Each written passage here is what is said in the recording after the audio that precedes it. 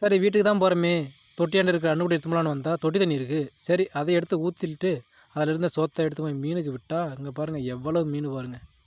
அவ்வளவும் ஜிலேபி மீனுங்க. சரியான சண்டை போட்டு இருந்த சோத்தெல்லாம் அடித்து மாயறாங்க போட்டு. பாருங்கள் எத்தனை மீன் இருக்குது பாருங்கள். 1 2 3 100 4 5 20 சரியாக கணக்கு தெரியல, நீங்களே எண்ணிக்கிங்க. சுற்றிலும் பார்த்தா ஒரு இடத்துல குருவி கூடு கட்டிருந்துச்சு. நிலத்தில் விளைய வேண்டிய பில்லுலாம் எப்படி தான் கிணத்துல முளைஞ்சதுன்னு எனக்கே ஒரே ஆச்சரியம். சரி குருவி கூடு கட்டியிருக்கேன்னு சொல்லிட்டு போய் பார்த்தா ஒரு குருவியும் அதில் குஞ்சோ முட்டையோ எதுவுமே இல்லை.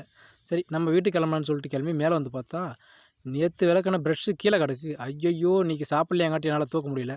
சரி நம்ம வீட்டுக்கு கிளம்பலான்னு சொல்லிட்டு பாதுகாவலனை போய் பார்த்தா பாதுகாவலர் ரொம்ப டயர்டாக தூங்கிட்டு இருக்காரு.